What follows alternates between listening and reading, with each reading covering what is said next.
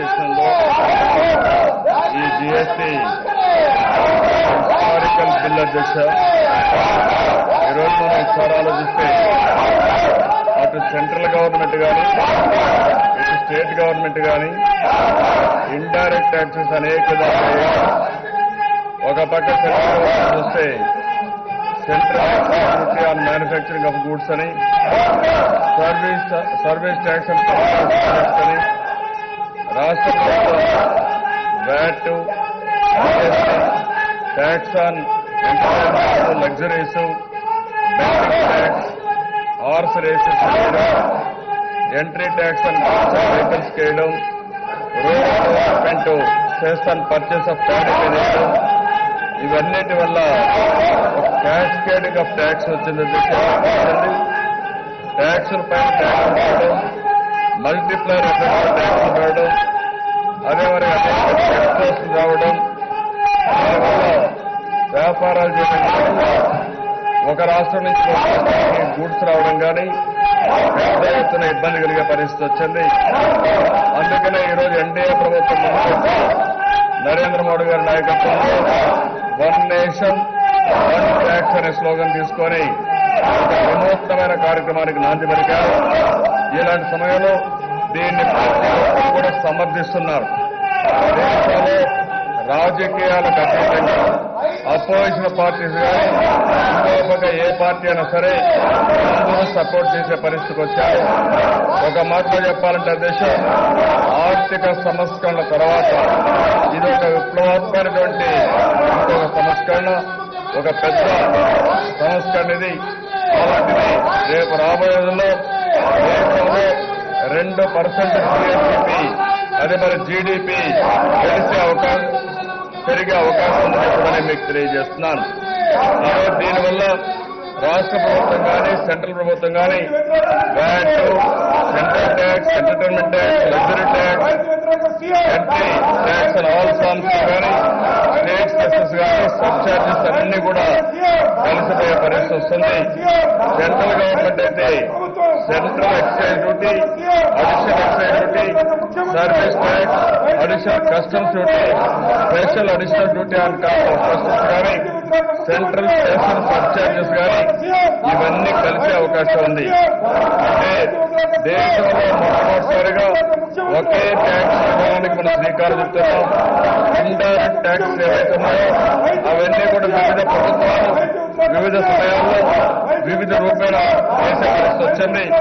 ఈరోజు జీఎస్టీ వల్ల అటు కేంద్రం కానీ రాష్ట్రం కానీ ఒకే ట్యాక్స్ విధానానికి నాంది పలుకుతున్నామని చెప్పి కూడా నేను మీకు తెలియజేస్తున్నాను.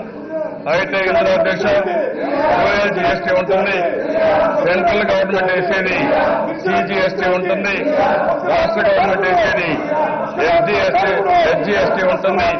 ఈ రెండు కూడా ఒక అవగాహనతో వేసుకుంటూ ముందుకు పోతారు దిశ.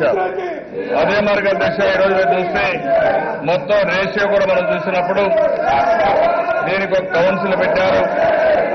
ఈ కౌన్సిల్ కూడా అందరూ ఫైనాన్స్ మినిస్టర్స్ కానీ అదే మరి యూనియన్ ఫైనాన్స్ మినిస్టర్ ఆధ్వర్యంలో ఈ కౌన్సిల్ ఉంటుంది. ఇందులో కూడా 3/4 మెజారిటీ వస్తే తప్ప దాని ప్రకారం అమలు చేసే పరిస్థితి ఉండదు. అందరూ కూడా వెయిటేజ్ చూస్తే సెంట్రల్కి 1/3 ఉంటుంది, కేంద్రానికి 2/3 ఉంటుంది అధ్యక్ష.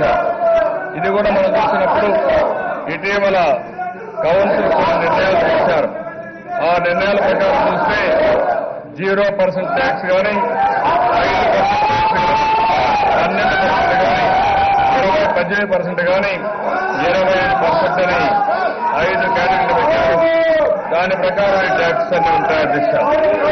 అయితే ఈరోజు ఇది ఒక వినూత్నమైన మార్పు. ఈరోజు మాట చెప్పాలంటే మరో ఆర్థిక సంస్కరణలకి రూపకల్పన ఈరోజు ఎన్డీఏ ప్రభుత్వం చేసింది, నరేంద్ర మోడీ గారు చేశారు.